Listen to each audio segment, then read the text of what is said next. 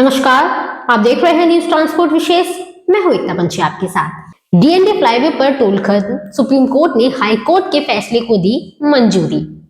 Supreme court ने Allahabad high court के उस फैसले को बरकरार रखा है जिसमें दिल्ली नोएडा डायरेक्ट यानी कि डीएनडी फ्लाईवे पर टोल वसूली को समाप्त करने का आदेश दिया गया था।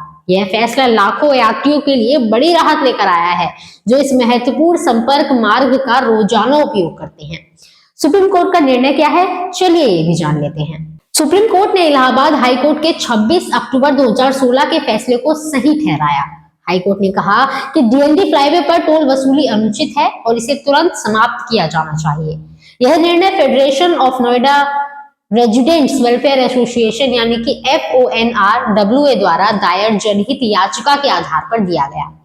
डीएनडी फ्लाईवे का महत्व डीएनडी फ्लाईवे दिल्ली और नोएडा को जोड़ने वाला एक प्रमुख मार्ग है जो यमुना नदी पर बना है। यह सड़क परियोजना भारत में पहली ऐसी परियोजना थी जिसमें इलेक्ट्रॉनिक टोल कलेक्शन यानी कि ETC लेन की सुविधा उपलब्ध कराई गई थी।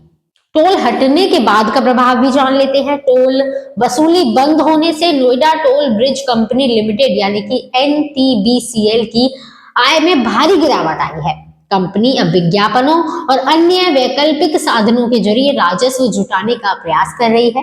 हालांकि इस निर्णय से यात्रियों को समय और धन की बड़ी बचत हो रही है। सार्वजनिक प्रतिक्रिया क्या है इस पर, चलिए आपको बताते हैं। इस फैसले का यात्रियों ने स्वागत किया है। टोल वसूली खत्म करने के बाद दिल्ली और नोएडा के बीच यात्रा और भी सुगम हो गई है। लोगों का कहना है कि इससे न केवल समय की बचत हुई है बल्कि जाम की समस्या भी कम हुई है। इससे भविष्य में किन चुनौतियों का सामना करना पड़ सकता है, चलिए इस पर भी बात कर लेते हैं। अब सबसे बड़ी चुनौती डीएनडी फ्लाईवे के रखरखाव और संचालन के लिए वित्तीय संसाधन जुटाने की है।